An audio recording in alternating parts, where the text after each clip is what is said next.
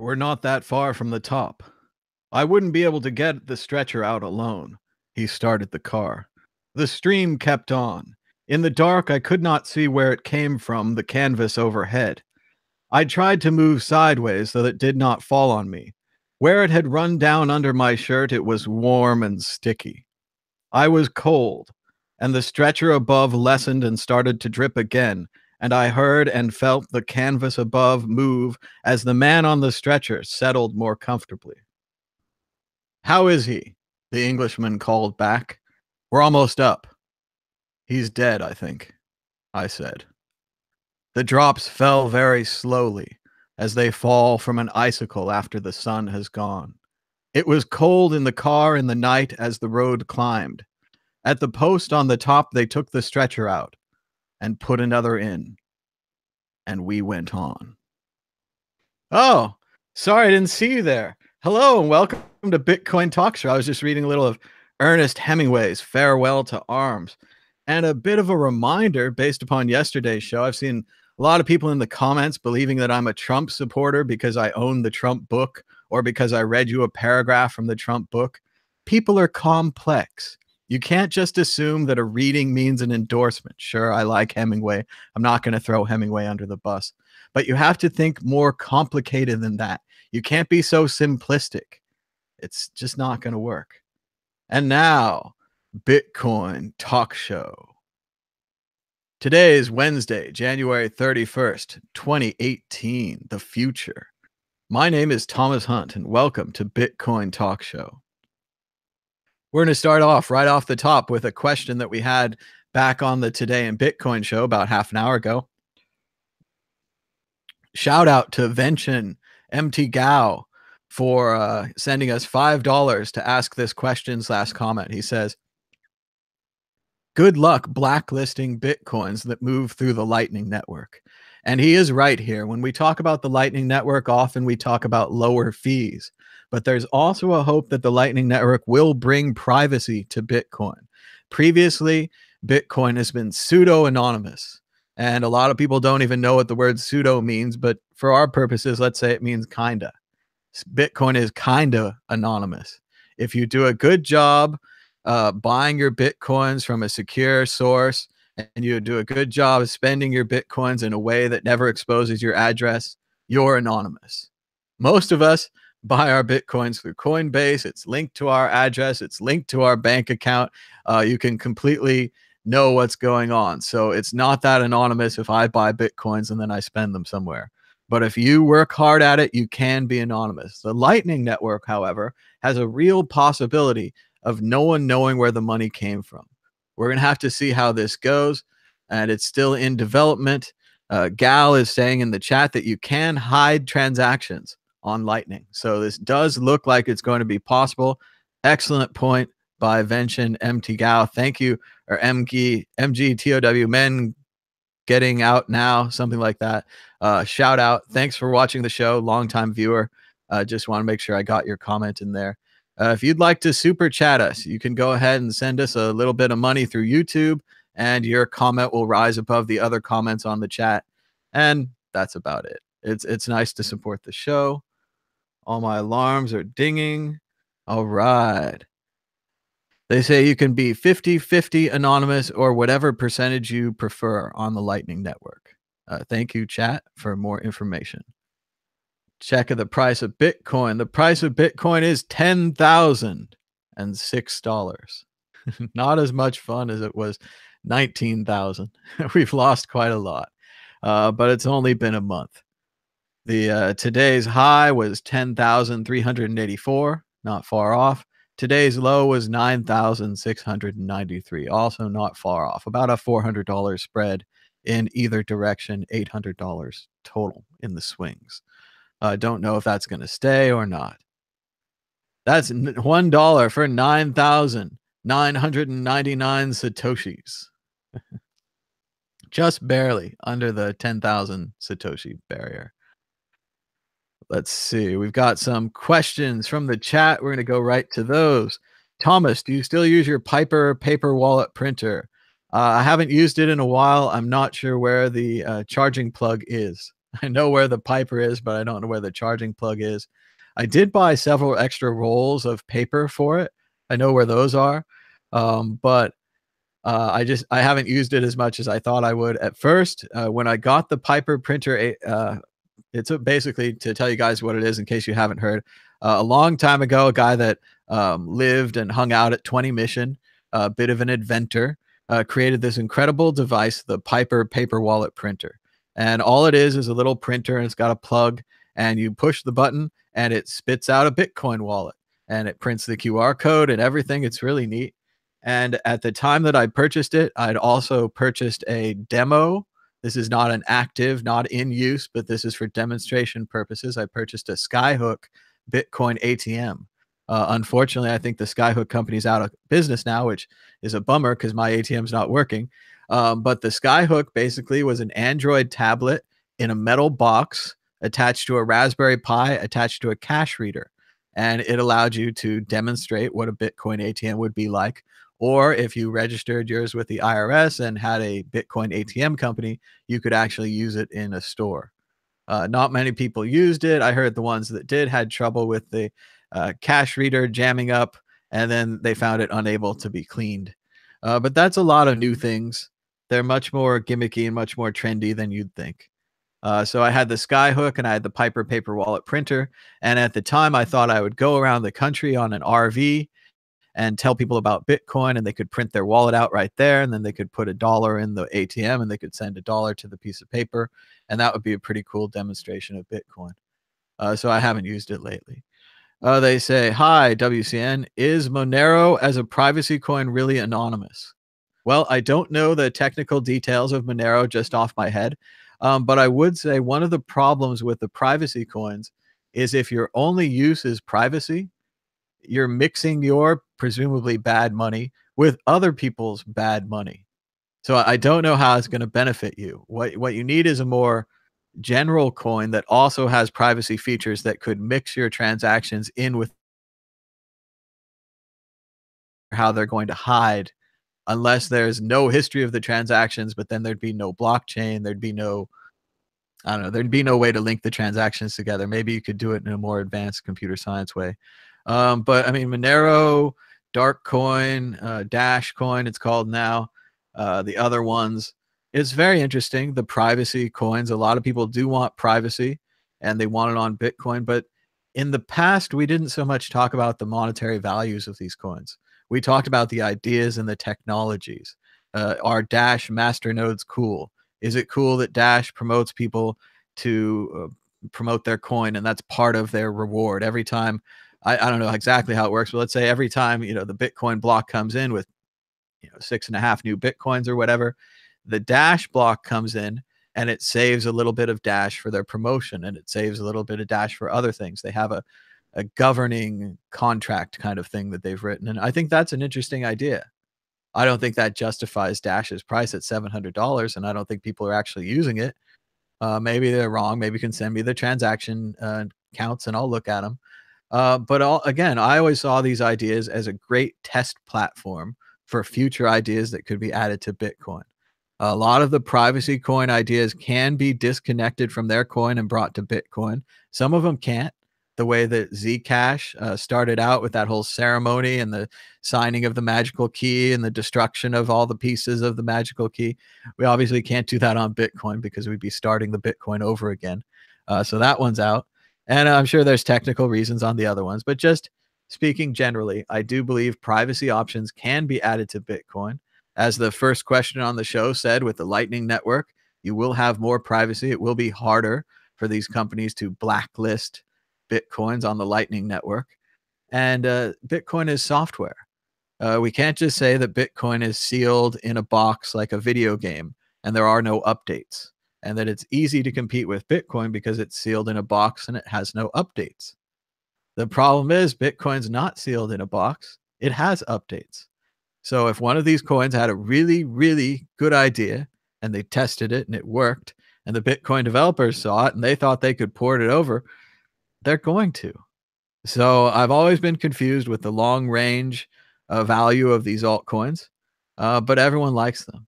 So Okay, can the Piper be programmed to print out SegWit address wallets? I'm gonna guess technically yes. Will it be programmed? Will there be an update? I'm gonna guess no. I forget the gentleman's name who created the Piper wallet, but I did hear that he got a very good job at 21.co. This was back when 21 was more into the hardware sides of things, making their little Bitcoin miner, things like that. So I'm not sure if he's still there at earn.com, which has become a very different thing. 21.co was started with the idea of putting a small Bitcoin miner into everything, putting a small Bitcoin miner into your toaster, into your television, blah, blah, blah, blah, blah. Anything that's plugged into the wall should have a small miner in it. That was the idea of 21. And you'd also be able to use these small miners to generate small amounts of Bitcoin. Then they were going to use the small amounts of Bitcoin to, turn things on or off or give you access to things or access tokens, basically. But that idea didn't really work out. They produced a $300 Bitcoin miner that didn't mine enough Bitcoins to be worth $300, but it was more of a programming test kit, more of something for programmers to experiment with, not really a consumer project or product. And they didn't release anything else. Now they've changed their name to earn.com, and they're working on having people pay you to read the emails, which from my perspective is still really annoying. They still send me emails. They still send me the moronic messages that I'm supposed to read, but I'm supposed to click through to go to the website to get my 50 cents or whatever to read the emails. I know I need to jack the price up, and maybe I would do better, but I don't know. They're just charging people to read emails. It's not a very world-changing function. So yeah, not looking good on the Piper. Sorry, buddy.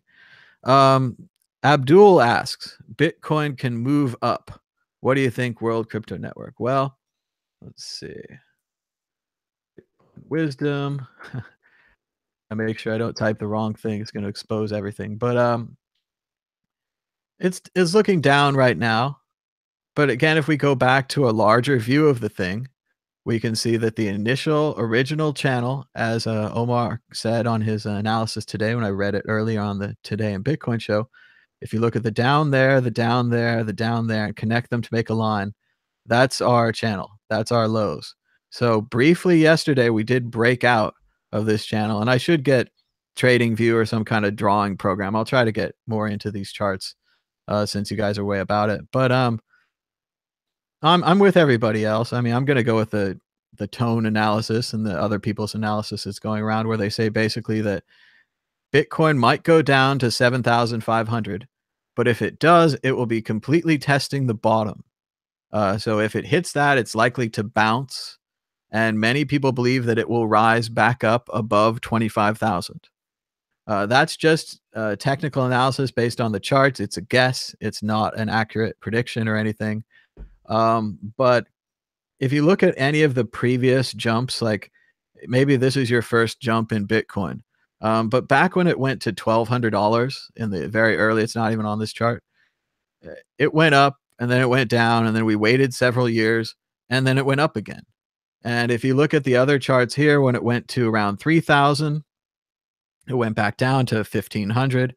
When it went to 5,000, it went back down to 3,000.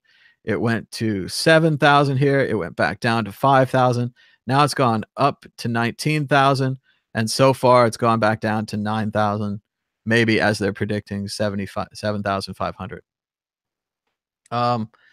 It previously, if you looked only at the past, it goes back up. So again, this is for investing. If you're gambling, if you've invested the money that you need to eat, if you've invested the money you need to pay rent, then it's well,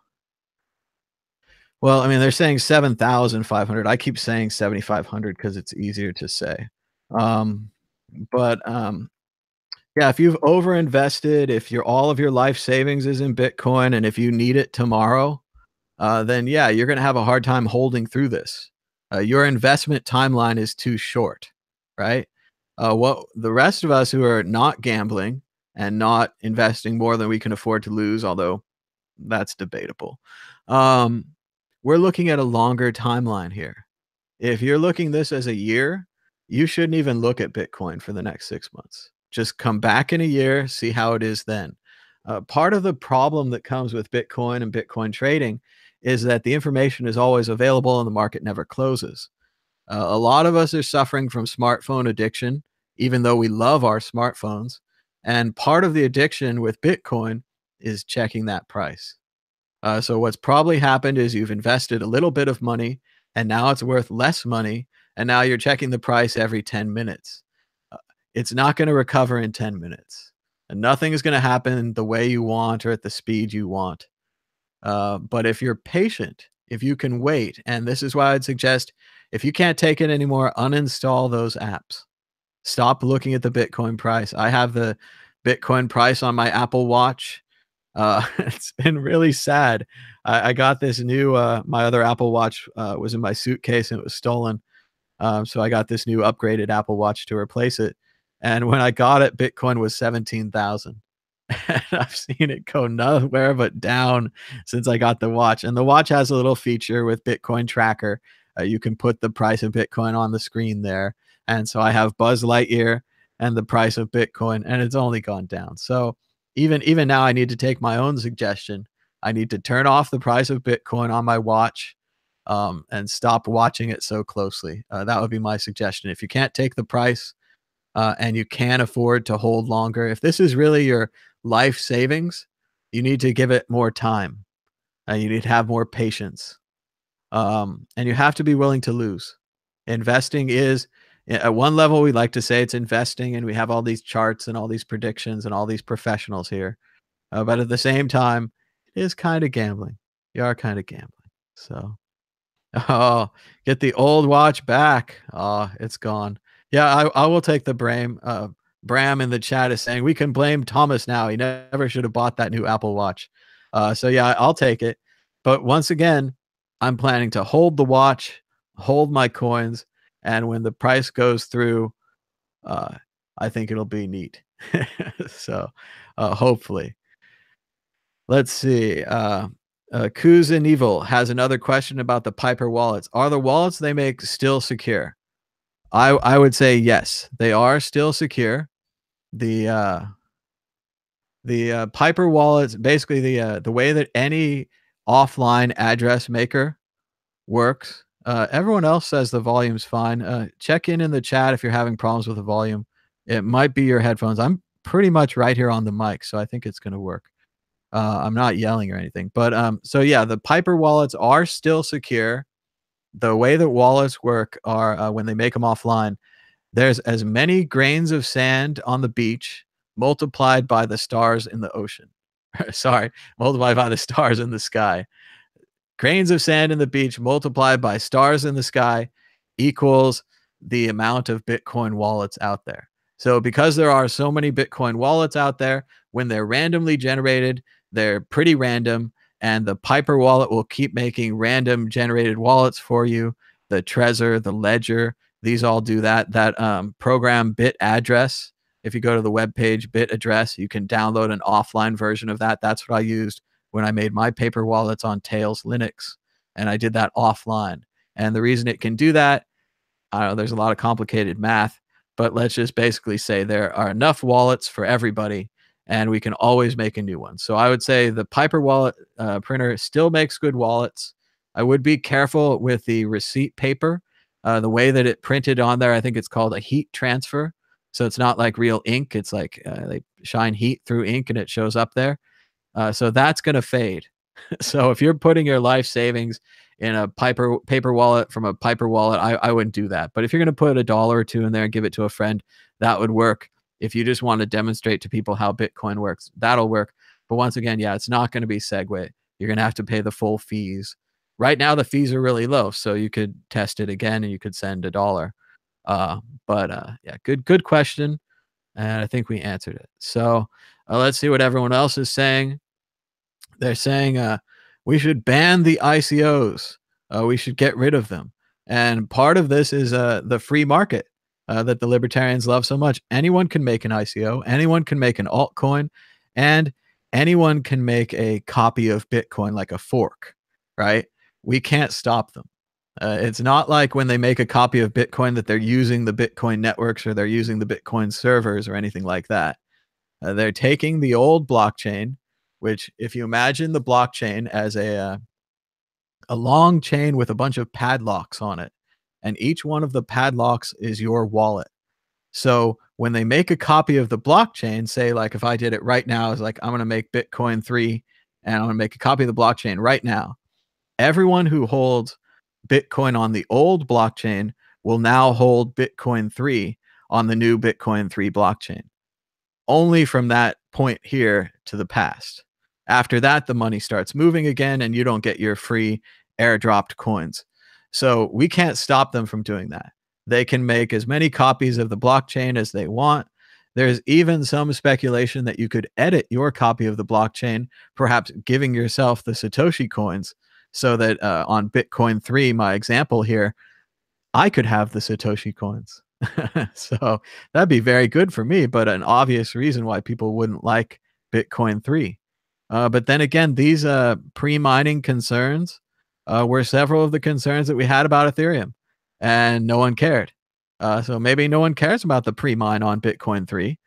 They just like that it has shinier transactions and it goes really well. But as you can see, we can't stop them.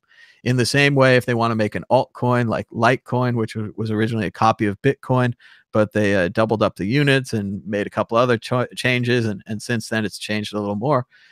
They could do that on their own. They could make Namecoin or Feathercoin or Megacoin or any of these coins on their own. And the same thing for the ICOs. The ICOs are even, technically even easier for them to make because they're just ERC20 tokens. So they're just tokens on the Ethereum network, or maybe tokens on the Stellar network, or someday tokens on the RSK network, a rootstock, which is linked to Bitcoin. So that could be interesting. But all of these are just tokens. The company just comes in, they pay, I don't know, a certain amount of Ethereum to write the contract. Contract has 1 million tokens. They get the 1 million tokens instantly, and boom, they're an ICO for all intensive purposes. All they need to do then is write a dirty white paper, get some press guys to start emailing me garbage in my email, and get some trolls to start trolling about it on Twitter, and some pump groups, and I don't know, whatever else they do to sell these ICOs, which, as we talked this morning, is going to get a lot harder to sell these ICOs because Facebook, here it is, Facebook is banning all ads promoting cryptocurrency amid fears that they are used for fraud. So I do think that it's very, it's two sides to this. Like one side, I know from my own Facebook, it's full of these ICO ads. All right, good time to call me. And it's full of these ICO ads. And that's good. You're on the screen, idiots. So it's full of ICO ads and it's full of questionable ads, and no one really knows anything about them. So that could be a real problem. So I like it on that side. On the other side, I don't think it's good that they banned Bitcoin. Same kind of thing. I mean, I guess for them, Bitcoin is the same as an ICO. For me, Bitcoin's different than an ICO. But this was a big deal. And again, I've predicted this morning on the Today in Bitcoin show that this will be like the Apple ban. Apple banned Bitcoin wallets in their app store because they were unsure about it. They also, I don't think, could take the time to do the due diligence on these wallets to make sure that they just weren't straight out frauds, stealing from their customers. So there's two parts there. They didn't want Bitcoin because it competes with the Apple Pay system, even though it hadn't been released yet. We all were hearing the rumblings of Apple Pay, and they didn't want Bitcoin because of the potential fraud. So we're saying, no, read the article. I mean, it's banning all ads promoting cryptocurrency. So I would say all means all. Checking in with the chat. Let's see. Andreas says Bitcoin with the Lightning Network will be fully functional, will support 1 billion transactions per second. Called it a money stream. Do you agree this could happen? Yes. I believe, I mean, technically I haven't read the papers. I'm more of a generalist, but I do believe when you look at the potential scaling solutions, the Lightning Network is a real potential scaling solution because it allows us millions and millions, or as he's saying here, perhaps even 1 billion transactions per second. When we talk about competing with Visa, when we talk about the entire world using Bitcoin, this is the kind of system we need. The problem with the alternative, I know a lot of people want to stay true to Satoshi's so-called original vision, but the alternative doesn't scale. Sure, it's fine right now to say you'll do 8 megabyte blocks or 16 megabyte blocks, but if, like we're saying here, 1 billion transactions per second, how big would the blocks have to be to do 1 billion transactions per second? Keeping in mind that Bitcoin blocks only come every 10 minutes. So I don't see how they could ever do that.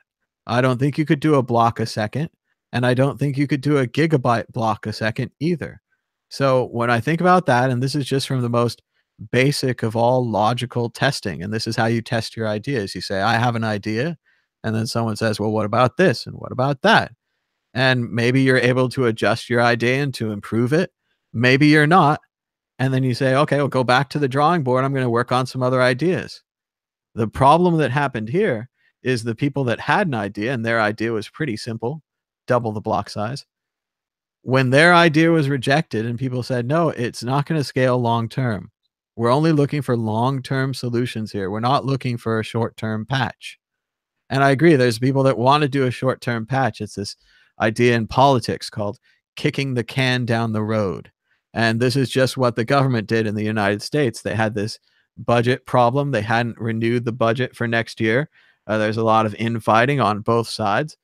And as a decision, they said, okay, let's kick the can down the road. Now, what's unfortunate is they only did it for about 10 days. Our budget extension only lasts till I think February the 8th. So what they're going to have to do is make another deal then to kick the can down the road, hopefully a month or two this time, give us some time.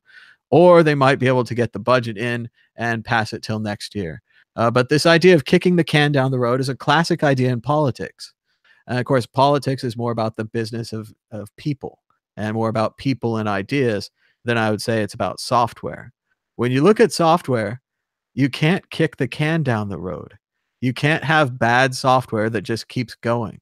I mean, some people have, and there's been apps that were built like Twitter, for example. Twitter was a big mess of spaghetti code. And for people that don't code, you might not know what that means, but imagine trying to read a book where all of the paragraphs are out of order and there's an index in the back, but the index is wrong. So it'd be very difficult to read that book. And that's what this code can be like. You have all of this stuff coming in and all of this stuff going out, and you didn't write it. And the guys who wrote it quit. They're gone. Maybe they're dead. They're not talking to you. So you have to run through the code practically line by line to figure out how it works.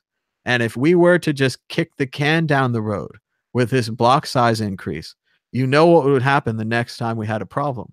They would say, kick the can down the road again.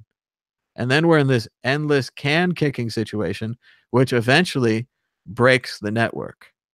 The problem with big blocks is they break the network. And I've seen no solution from the other side to this.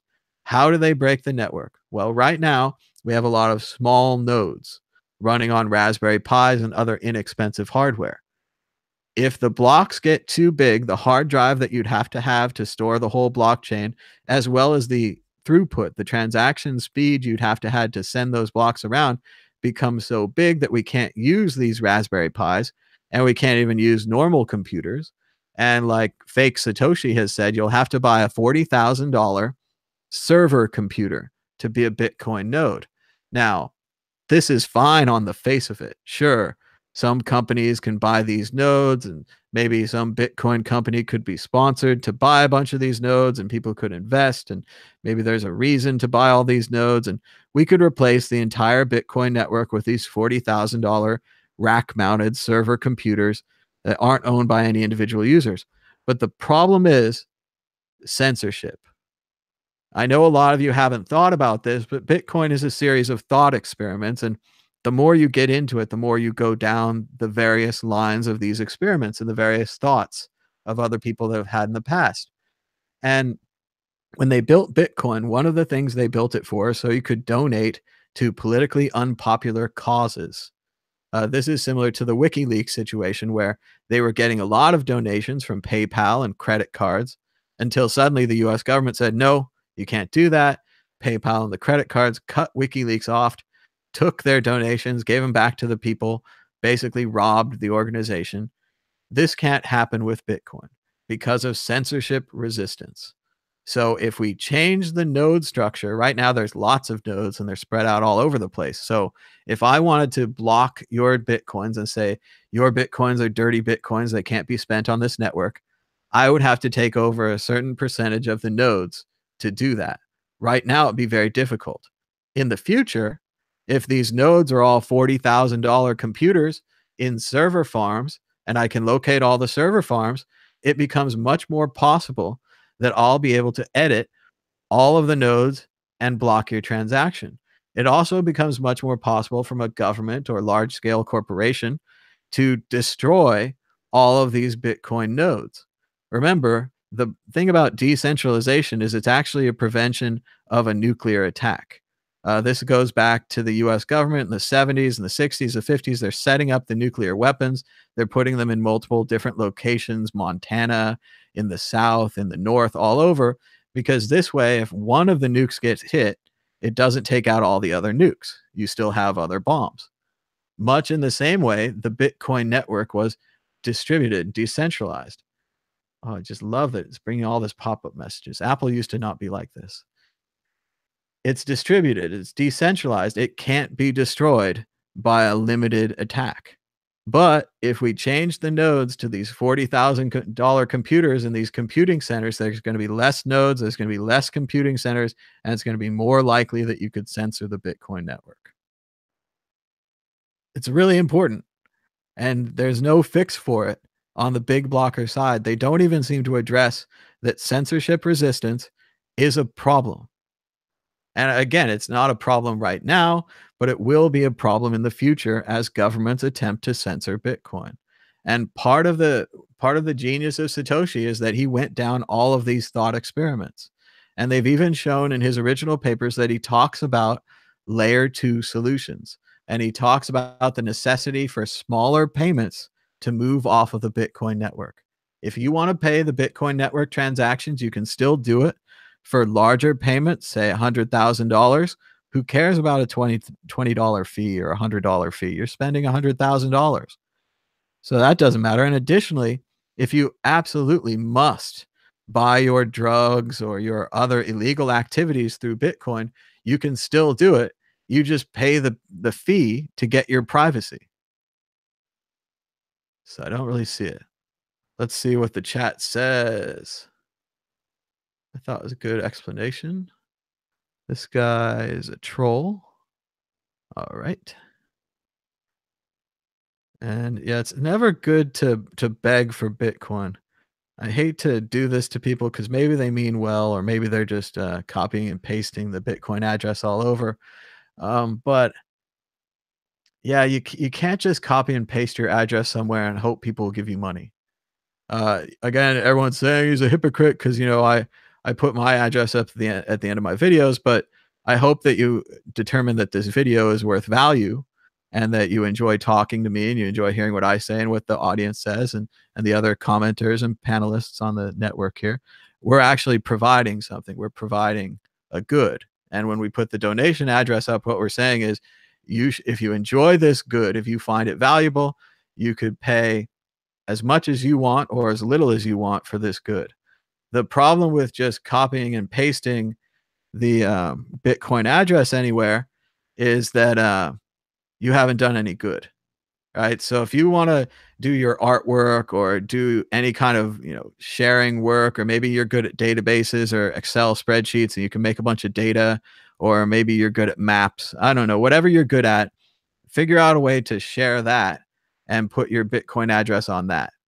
That's what I really think people should do. If you've got a web page or a blog, or you like to do photography, just put your Bitcoin address on that. That's a nice way to ask for donations because you're trading your work for someone else's work. And even if you bought Bitcoin early, that still took work. That took cognitive work. You had to take a risk when no one else would. And like this Pineapple guy with his mining operation, he was an early miner. He took incredible risks and he made lots and lots of money. And now it's really amazing. He's donating $1 million to these charities that he likes, and that's awesome. And once again, the charities are doing good work, so he's giving them money. No one's going to give you money just for nothing. You have to do good work. So looks like we're starting to run out of chats from the comments here. We're going to go ahead and open up the phone lines. If you'd like to Skype us, you can Skype us now on World Crypto Network. All one word. You might have to make friends with me first, but that's cool. I'm standing by. And we'll just chat. So, gonna drink some water here. Get ready.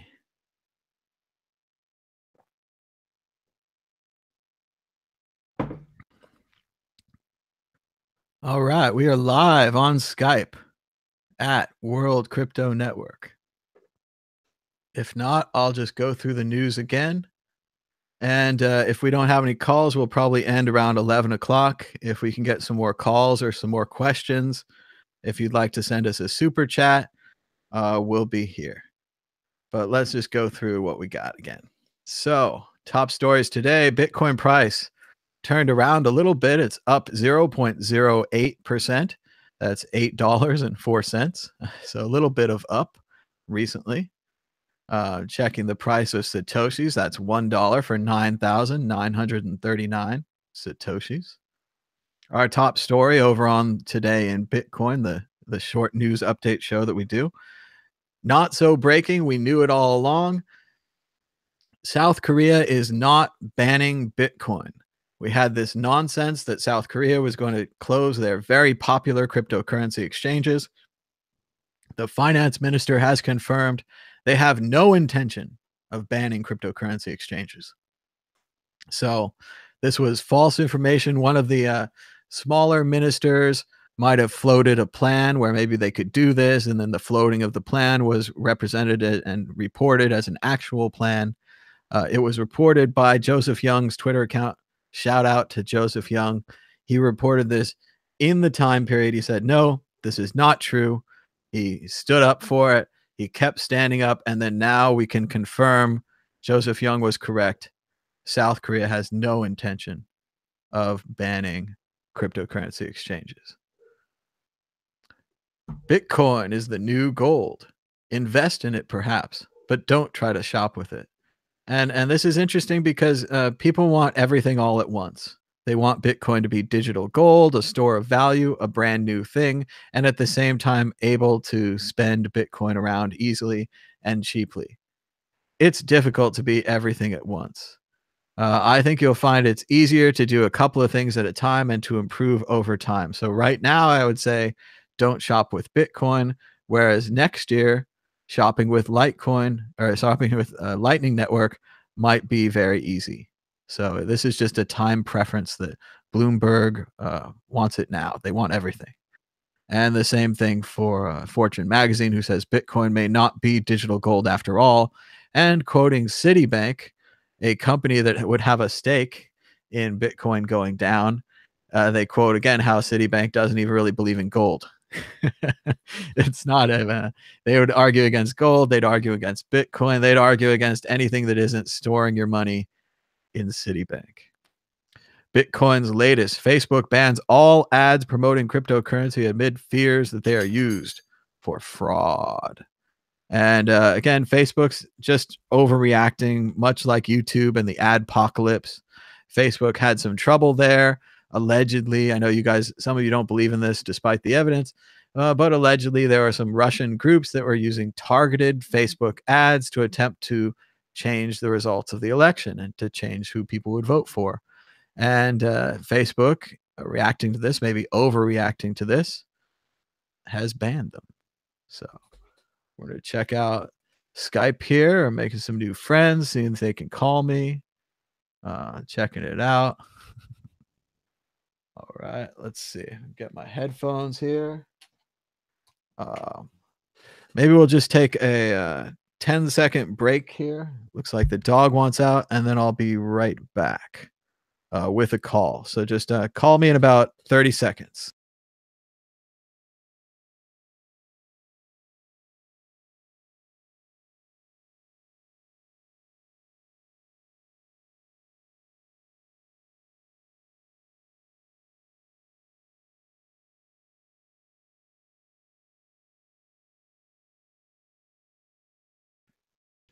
All right, we're back on the World Crypto Network. Apologies again if I pronounce everyone's name wrong. Let's see. It'd be better if that went through my headphones. So it says it's not going to go through my headphones. Hey, mate. Hold on just a sec. We've got an echo. All right, it's plugging in the old headphones. All right, caller, can you hear us? I can hear you, man. All right, you're live on the World Crypto Network. What's your name and where are you calling from? My name is Lachlan. I'm calling from Australia in Canberra, the capital. And yeah, I've been watching the show for a couple of years now. Really appreciate what you do. Aw, thank you so much. What's on your mind? What are you thinking about Bitcoin today? It's 5:40 in the morning. I just got back from South America, so my internal time clock's all messed up, so I'm just up early. But yeah, I think it's going fine. Like logically, I think it's going fine. All the development that's going on, it's beyond my expectations. The Lightning Network coming out in this kind of beta phase and being pushed upon by the community, even though it's not exactly ready. I like that. I saw the other day that the Lightning developers themselves are kind of freaking out because Blockstream has some kind of a sticker store, and you can use actual mainnet Lightning to do the sticker store. And the developers are kind of like, if you're a new user, you should probably be on testnet where it's safe. And they're kind of rushing ahead, right? Another article that they were kind of mad because they were anticipating possibly having to kind of work around connecting to older versions of the network if they release a new one. So they have to put in extra work to keep the old nodes that are already running connected to the new network, which might slow down development a bit. But I mean, yeah, it's not the end of the world. I'm just happy it's all like finally happening. But one thing that's happening here in Australia, I'm sure it's happening everywhere in the world, but fuck, like the adoption of just ICOs and pump and dumps in my friends. I'm about 22, but it's getting insane the speed that it's picking up. I don't think like everybody I introduced a couple of guys to crypto 6 months ago, got them into Bitcoin, and now everyone that they know is into some pump and dump ICO, and they're all in Facebook groups pumping and dumping, and it's kind of scary, to be honest, seeing how much wealth all these people are putting on the line. And it's not like back in the day where you put in like maybe $1,000. They're all chucking in like 10 grand and really thinking that this is fine. Like there's no way it's going to crash. All these projects are good. Like there's a wide array of projects that you could put your money into. Some are, I guess, less likely to completely collapse, but they're all still teetering on the edge, don't you think? Half of them. Well, it's frustrating, isn't it? Because these people won't listen to you, and they won't listen to anybody. And even when you say diversify, or maybe you should buy some Bitcoin, or maybe you're investing too much, they've seen the gains that other people had in the past, and now they must get those gains, right? Yeah, for sure. And I mean, I've seen the gains people have made, and I'm just happy with my knowledge that in the long run, this thing will be it, and it will be the only one that can survive because everything is completely centralized in the end, except for Bitcoin. Really, like it's also a range. Like some things are more decentralized than others, but Bitcoin's really the only one that won't be stopped. Um, no doubt. So, like down the line, we'll all be laughing about this, but more to the guys who pump and dumped and made $1 million. I feel sorry for the guys who lost everything and got burned by the market, but we'll see how it's going. But It's all also about here in timing. If Australia, you're there's a not, lot of developers making apps, including myself. Making apps, and we're trying to steer clear of the whole ICO model, but we really want to just integrate in just storing crypto and what I'm building is project management Mhm. software where you can pay people in crypto and just build it all on there. And yeah, so there's a lot of development going on here, and we're hoping to push the Australian scene along in maybe a less seen as a scammy way, and hopefully you'll see more stuff from Australia coming out soon. Well, I've been critical of the ICOs for a long time, and I really thought that the government or somebody would step in. Especially, we've seen some of the major failures, like BitConnect this week, and one of the other ones a while ago. The SEC was into, I can't remember now, Munchie or something like that. But yeah, they've busted into these things, but they haven't really taken them down. And as they've done that, they've opened up a green light for all the other ones. When you see what I think of as a serious company like Telegram is holding what they're calling $1 billion ICO. And when Kick came in and Civic and even the Brave guys, we had these marquee ICOs and nothing happened. You know, apparently, I always believed that there was laws against printing your own stocks and that you had to follow the rules and do an IPO and do all these things. And that's what makes those things not safe, but a little safer. Whereas, you know, your friends are investing in all these ICOs, they could be absolutely nothing tomorrow. They have no legal requirements to their users. Yeah, but it all rages on, and yeah, I agree. Like there should have been something done about it a long time ago. I guess they don't want to squash innovation, which is understandable. I don't know if it's that. I think they might just be slow. There is a little bit. I know our guys in the US, at least the IRS and the SEC, are, you know, the Trump administration didn't fill all of the seats. They didn't fill up the administrations probably because they want to cut them later. Um, so there might not even be enough investigators for this. Although I did see a report yesterday that the SEC is working overtime on ICOs and that they really want to try to protect people.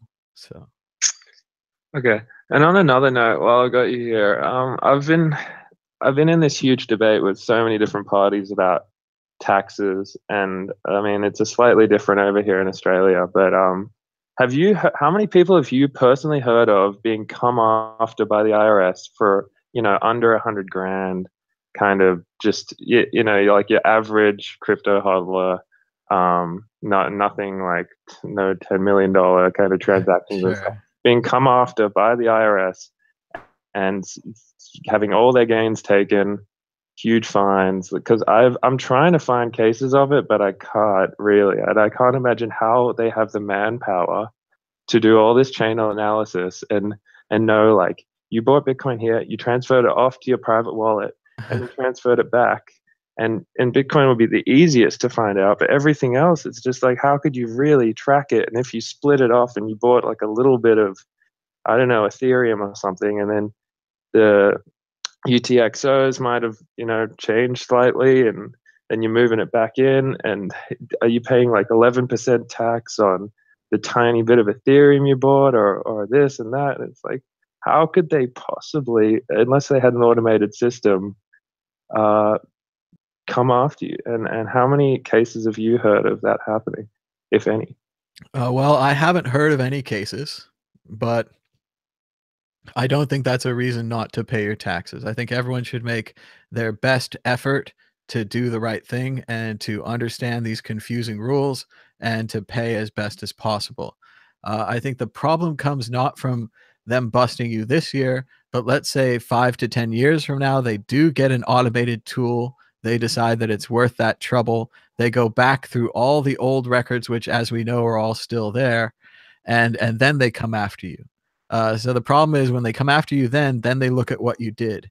And if you paid absolutely nothing, I think that would be a mistake. I think it's much better to try to pay. In the US, we have capital gains. A lot of people, I don't know if this is accurate legal advice, but a lot of people have told me that you only need to pay if you sell out to fiat, if you sell your Bitcoin. Now, I've heard Oh yeah. other rules that if you change your Bitcoin for Ethereum, you're supposed to write that down. If you change your Ethereum for something else, you're supposed to write that down. If you spent $5 at some website, you're supposed to write that down. I don't know about that complexity. I'm not sure that that's reasonable for a normal person if you made like 20 grand or something. if you made $1 million or you made $10 million, you should probably hire a tax professional who might be able to do a better job and who certainly would have better advice than I'm giving. But yeah, I would say do your due diligence, try to do the right thing. But then to me, if you're still just holding crypto, and a lot of people have normal jobs and they can live on their normal money and they never need to mix their crypto money in at all, and they're just saving this up for a rainy day, I'm not certain that you have to pay taxes if it doesn't touch the fiat system. I wouldn't go to the bank or the court on that. But that's my general understanding. Yeah, fuck. I'd recommend everybody, if they've got Bitcoin and haven't sold out, just fucking hold it, because yeah, these issues, like once you sell out a little bit, it's just a world of hurt. Finding out all the stuff you got to do about it, and I mean, I guess it's a little more risky if it's a centralized exchange where you bought and sold it all in the same place and maybe didn't withdraw it at all. Like they've got the exact.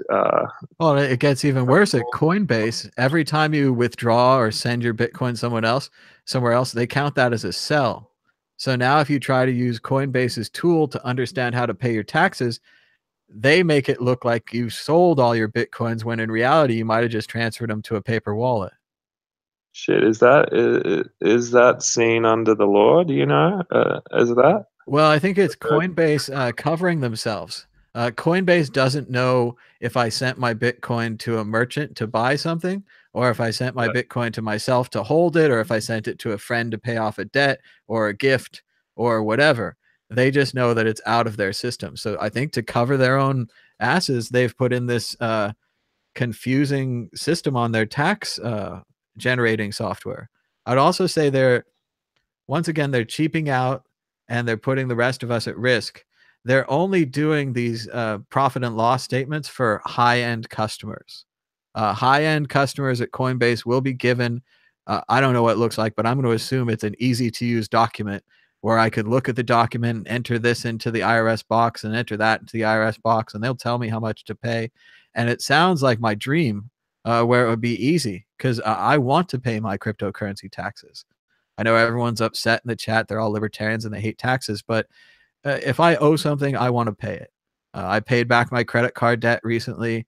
I could have just run off or bankrupted myself or something, but I really feel I spent that money. I should pay it.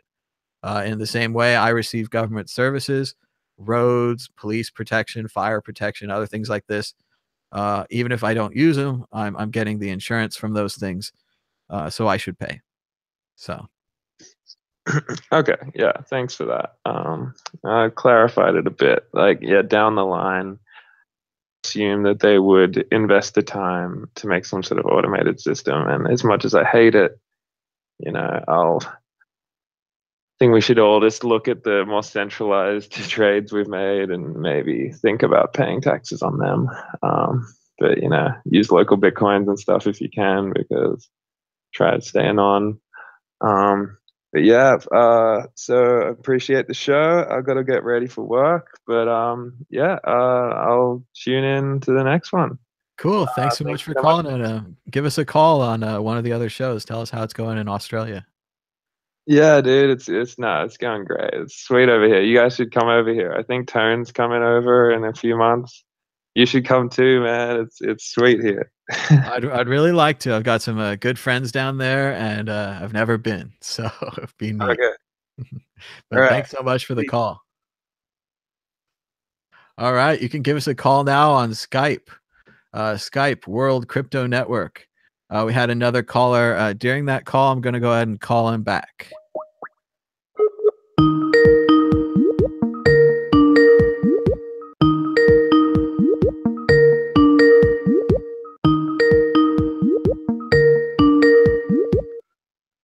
Hello, Dan. You're live on the World Crypto Network.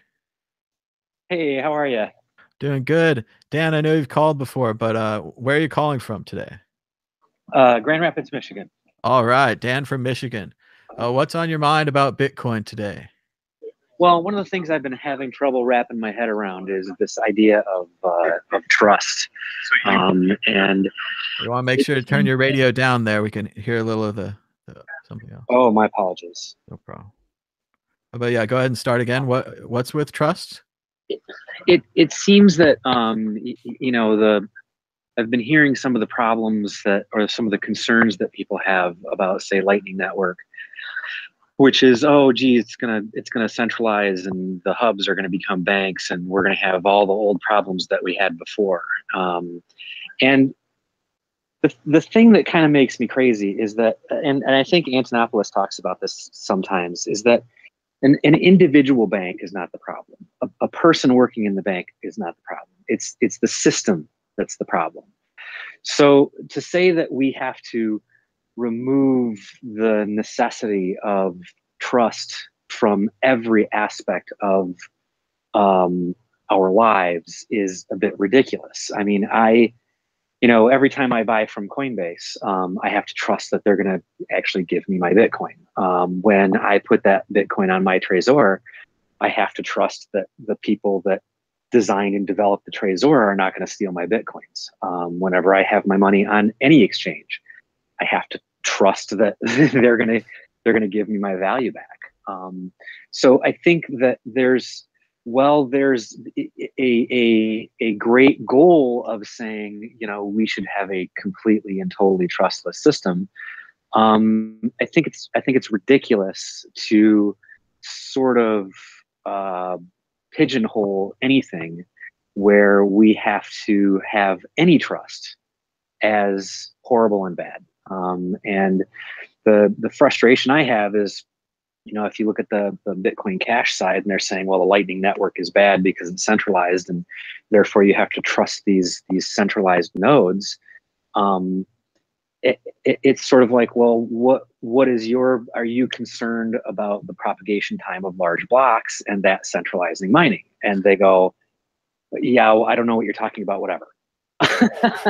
And so it's sort of like, it's okay to be critical of someone else, but not of yourself. And I think that's true of whether you're an advocate of some of these really awful coins, or a centralized currency, or whatever the case might be. I mean, I think of, you know, Charlie Lee, for example. He was highly criticized for selling all his Litecoin. And I think that what he was attempting to do, regardless of the selling of his Litecoins or not, was to extract himself as a central figurehead.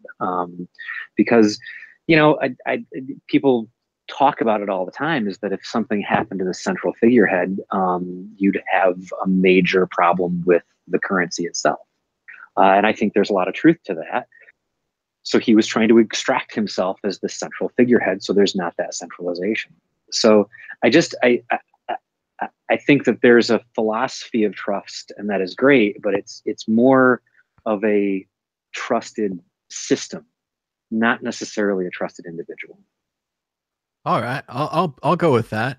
I would say there's two parts to this trust, right? There's the cyberpunks and the computer people, and when they talk about trust, they're talking about, if I send an instruction to the CPU, it comes back with the correct result. No one sniffs it in between there. No one can change it. There's a clear path of trust, right? Computer trust, right? I would say when the libertarians use the trust word, they're talking more about trust in people and trust in centralized institutions. And I would say for them, and I'm going to generalize, they don't seem to have any trust in any central institution whatsoever.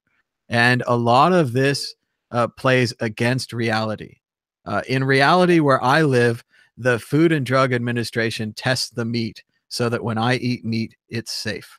And maybe they don't test all the meat, and maybe they screw up sometimes, and maybe they have bad employees, and you know, there's all kinds of complexities there, and the management structure of the FDA and how often they test and what they test. But at its central core, I believe that they are protecting me from bad meat. In the same way, the programmers with Bitcoin and these kind of things are protecting us from other problems that we might not know about. But the libertarians basically can't trust anyone. When I met them at their conference at PorkFest, I thought that it was more like negotiating with a series of kings, where every king has his own kingdom. And if we wanted to meet, we had to do formalities. you had to say greetings to the king, and oh, I'm a king as well, greetings to you, and you had to respect the king, and the king got to make his own decisions. Like maybe he thinks that guns are okay, so he has a lot of guns, and the other king doesn't think that guns are okay, so he doesn't have any guns. And these are all kingly decisions, and every time we meet, we're having a meeting of foreign policy, and we need to have trade discussions. And I think this is exhausting. There's so many people, I can't work with all of them individually in this way. We need groups, we need organizations, we need governments. What if I was just born? What if I just died? What else is there going to be besides the king? And I don't think they have a very complex philosophy. I don't think that it expands well. And sadly, a lot of my friends are on Bcash now. A lot of my libertarian friends have bought into this Satoshi's original vision argument and this endless doubling of the block size argument. And I think it's because they can't trust anyone else, and because they don't live in this interconnected, complex reality that the rest of us are forced to live in. Well, and I guess on the Bitcoin Cash topic, I mean, some of my concerns over the Lightning Network actually being able to scale is, in my opinion, a question of, can any of it? Because I think to myself, okay, if this layer 2 solution won't work, will anything? Because the endless increase of the block size. I like to challenge people to say, if you had $1 million that had to be locked away in one crypto for the next 200 years, which one would you pick?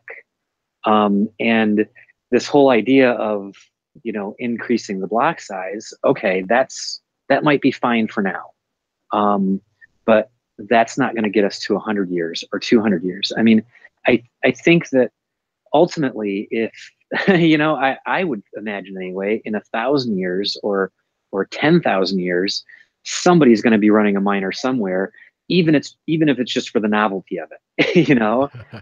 So this idea of I want to put every coffee cup I buy or cup of coffee that I buy onto this immutable blockchain that will last until the end of humanity is kind of ridiculous, in my opinion, because when you get the institutions, the organizations that genuinely realize the value of having an immutable ledger until the end of time, that the idea of being able to put, say, the hash of a contract with 2 signatures on it, on this ledger, and oh my gosh, I have to pay $20 for it. I mean, that's what I pay a notary now, right? And it's a much worse situation. So I do think that the competition of fees and the pricing of what is it going to cost me to get this thing on this blockchain, the lower, I guess, dollar amount transactions are going to be the things that people worry the least about. It's like, I would imagine in 100 years, somebody would think it would be insane to buy a cup of coffee and put it on the blockchain. And every time I see a tip bot, it makes me crazy, because I think to myself, you have now decided to store that tip for the rest of all time on this immutable ledger. And thank you for totally and completely wasting that space. Well, I hate to talk about tip bots because I got in a lot of trouble with tip bots. I saw them as a centralized service that repeated many of Bitcoin's functions. And I thought it would be easier just to use Bitcoin, or later to use the Lightning Network. But going back to the Lightning, if Lightning can't scale, one of my ideas is that Lightning is just layer 2. And if layer 2 fills up, I think we could just add a layer 3. So like a Lightning 2 network, and it links to Lightning. And now I agree it's complicated from a consumer's perspective, but they're probably never going to see Bitcoin or Lightning level 1. They'll just see Lightning level 2. Right. And if we got to go to 100 of them or whatever it is, cryptographically, I mean, as a human, I can't keep track of all those things. You know, my books are out of order. There's all those things. But as a computer, he can handle it. Right? The computer can keep track of this network to that network to that network to that network. It can go on really long. And that's where I think a lot of people, when we talk about scaling and the Bcash people shrug, because they don't understand about, you know, doubling the blocks forever and that not working. A lot of people see this scaling as a physical world problem. Like, I have a Starbucks and it's too busy, so I'm going to open another Starbucks next door so that more people can get coffee. And they're really thinking one at a time here, you know, hundreds of people. But this is a computer problem. And part of the whole beauty of this last 20 years of existence is that you can make a product with software. And then you, as one person or a team of 20 people or whatever, can sell and distribute this software to millions of people. And that is the computer revolution, right? Nothing else. I have a book. I'm the only one that can read this book. I can give it to you, but I can't make a million copies of this book right now. Software, I can. So I really think that changes everything. And that's the scaling. The scaling debate we need to have is millions, millions and billions. And people aren't really good at thinking in those numbers. Well, and that's my thought too. I mean, if we can't 100x or 1000x the transaction throughput, then, you know, we might as well pack up and go home, because if we can't get to there, I mean, yeah, I guess it's one philosophy to say, hey, we'll get to 10x and then we'll figure out how to do 100x, and then when we figure that out, we'll move on to 1000x, and we'll just incrementally deal with one of these things at a time. But my vote would be, why don't you go to 100,000x right off the bat and see if we can do that? Because if that can be done, if the Lightning Network can work and succeeds as I think it may, with almost instant and free transactions, then to me the problem has been solved. It's like, okay, this dream of this cryptocurrency kind of being the reserve currency of the world and spendable by anyone on the planet, can be realized. Because right now, I don't, there, other than the Lightning Network, there's no path forward beyond the next 10 or 15 or 20 years. And I think that's where I get I get frustrated at the incredible in my opinion, short-sightedness of some of these projects, where they're genuinely, I mean, some of the outright scams don't care, but I think even, you know, Bitcoin Cash is a good example where their time horizon is like 10 years at the most, and that's 10 years if our adoption is linear from what it is now. I mean, if in 2 years everybody wants a piece of this and everybody says, I don't want fiat anymore, I just want to do this, we just, you know, they say, oh, well, gigabyte blocks have been tested and it's no problem. Well, what about terabyte blocks? Have we tried that? Do we need that? Am I going to add an extra terabyte of storage every 10 minutes? I mean, it's just like there's not really a road that gets to the end using that philosophy. So that's one of the things that has kind of been making me crazy. Is, yes, there are these nodes that, you know, you deposit your spending Bitcoin onto that node, and I don't know how much trust you have to have in that node that it doesn't go away. I haven't dug that deep. But at some point, somewhere, you're going to have to trust someone. And kind of back to that conversation of, you know, maybe the word has been hijacked, and the definition of the crypto anarchist definition of trust has sort of been played upon by the crypto libertarians and morphed into their own definition of that you can never trust anyone at any time. And I just I don't know. I think it's silly to say you're not going to ever be able to trust anybody. For that matter, I've got a great relationship with my bank. I bank at Huntington, and it's been a great bank. They loaned me my money to buy my house and several of my cars. And if they had been unable to do that, I would, I'd still be living with my parents, and that would not be great. So Sure. These things aren't evil just by the fact that they're in that context. And I hope that through, Bitfinex and through some of these other things, people are going to start to think a little bit more independently and just say, hey, this doesn't necessarily glom into that group or glom into that group. And, we've got to bunch all of these things together. And once we put the stamp evil on them, we're done, can walk away. It's like, no, it's just like Democrat and Republican.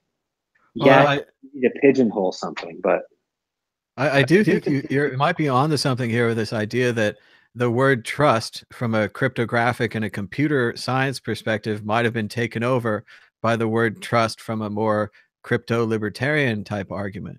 And it really does seem as, trusting only your computer, trusting the hardware you control, trusting the mathematical, the way the code works and the way that everything can be connected has been expanded to this not trusting people in the real world.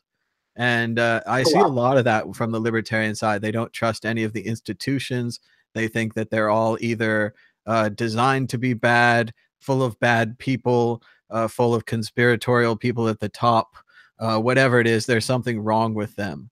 When I look at the Federal Reserve or something, I wish they'd just be more open with us. They'd tell us how much gold there was in Fort Knox. They'd tell us how many digital dollars they printed and how many they're going to print.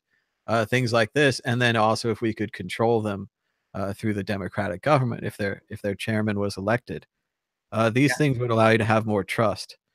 But when it goes back to the solution, I really see it as coming from two different worlds. And I'm a history major and those kind of things, so I'm in the liberal arts camp. But when I look at the solution of doubling the blocks and the simplicity of that, it seems like a liberal arts solution. It seems like a history-based solution. And when I look at the scientific solution and I say, okay, I go to the science guys and they say, we got to build this and we got to build this. But we just found about this problem that Joey found and we got to fix that for 2 years. And, they're working on a much bigger project. They're working on something that's going to work a lot better. And they're thinking about it more like 1,000-year network. Like you were saying earlier, like is Bcash going to be here in 10 years if you can put every coffee transaction you ever make in there? And additionally, I hate to remind you guys of this, but when you offer really cheap something, alternative uses come in. Back when Bitcoin was really cheap, Factum was going to store all of their land deeds and all of their records in the blockchain. And what happened is I think the Bitcoin developers kept making the comment section of Bitcoin smaller and smaller so you could store less data, because these people were basically storing keys in here. They were storing database keys. And I fear for Bitcash. If you look at the way that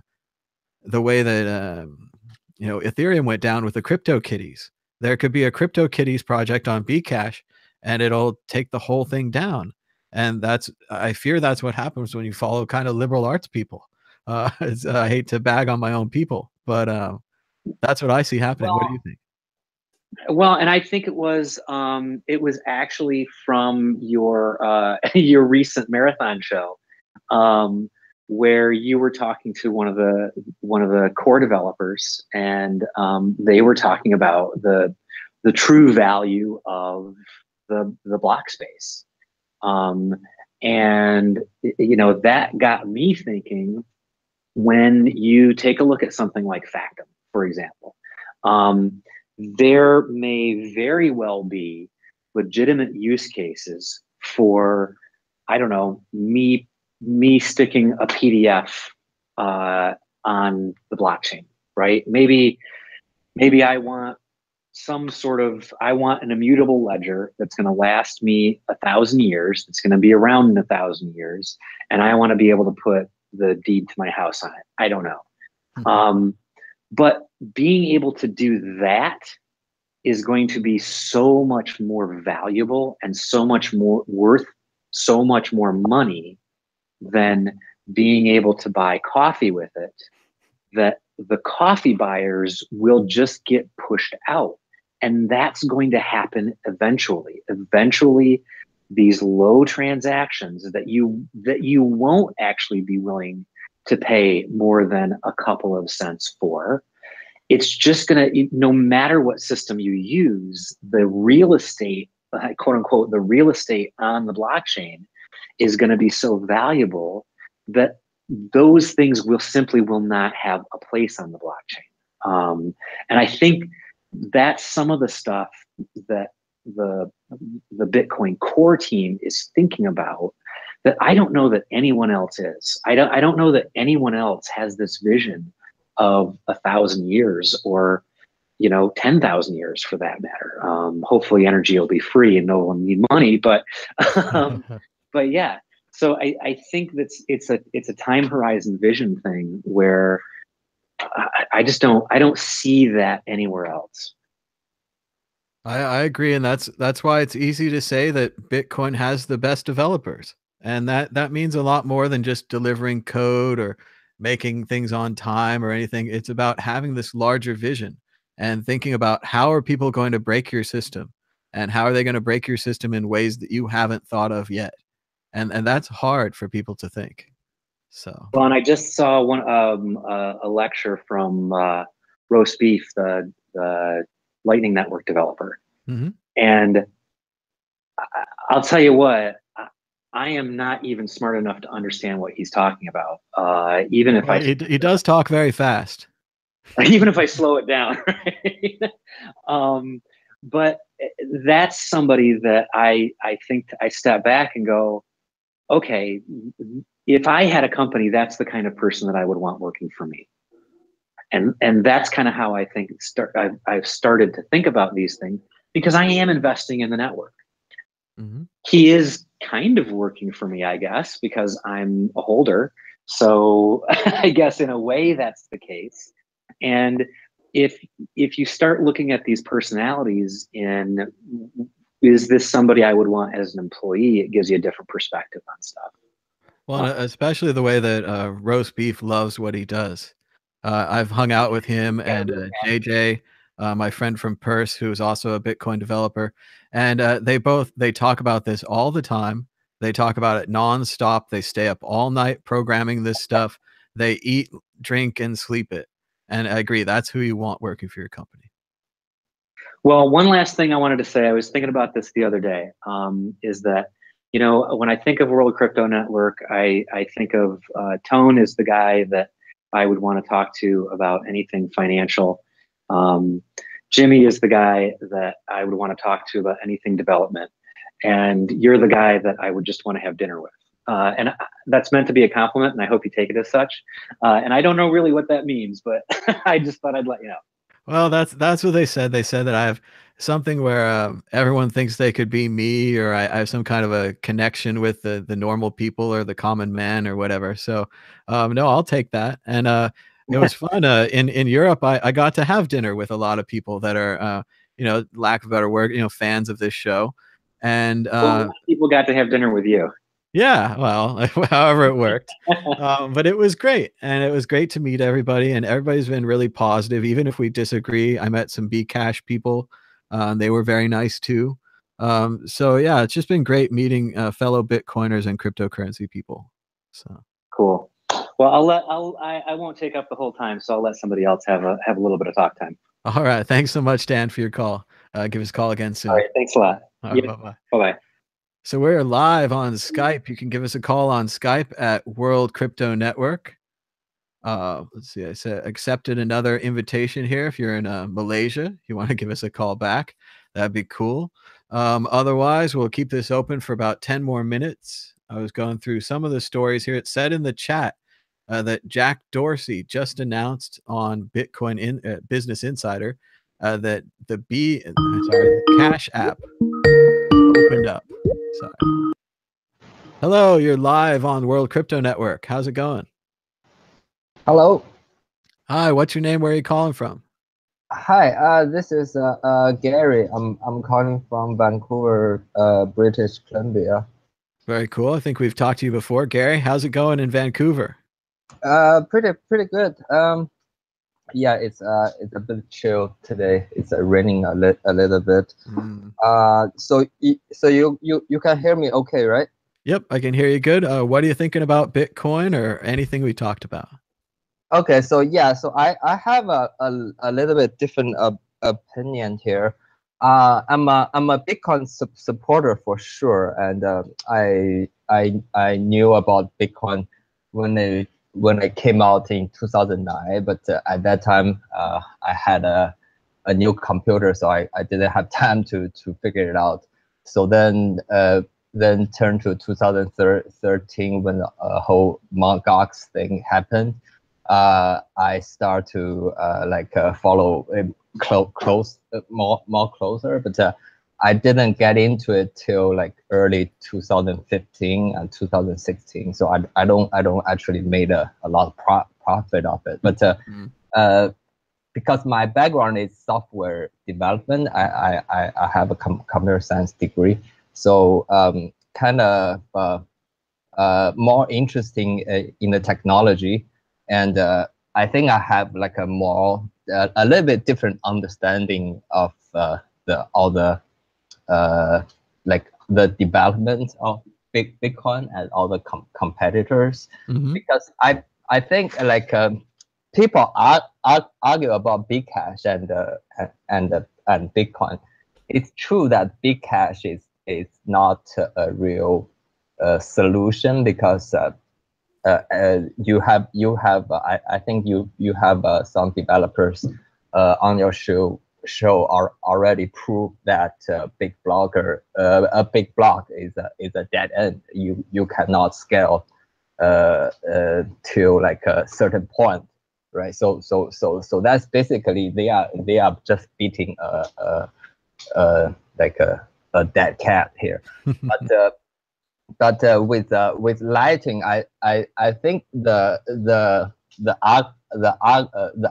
argument for Lightning network is that is actually Lightning network, I think, could be the ultimate solution for scale, right? Because Lightning network, more people use it, like more nodes are there, then more hubs can be made. So actually you have unlimited like capacities as long as the network is there, like and growing. So you don't need to worry about like the transactions filling up the hubs, because even it fills up, it's only one transaction when it's upload to the blockchain. So it doesn't matter to the blockchain. It only matters to the local hub. But if you have enough hubs, then you don't need to worry about the small transactions. Even people can still use it to do micro transactions, like buying coffee and stuff. And even billion people using it. As long as there's enough Lightning hubs, I think that's there should be not a problem for the blockchain to scale. So that's fantastic. From a technical side, you're seeing that as long as there's enough Lightning hubs, the network can keep expanding and add more people. So this really is how I understand it, right? Like I don't commit any code to the core, but I like read all the technicals, and that's how I understand it. Because Lightning is like a DAG, right? It's like it's kind of a local centralized local like group, but it's also connected to the whole network. So you can have those group like, because Lightning have incentives for people to run it. You can make money from it, right? You can make a profit. that's will give people the motivation to run it. So it just like because if you just run a Bitcoin node, you place everything on the blockchain. You record everything on the blockchain, and the blockchain is limited.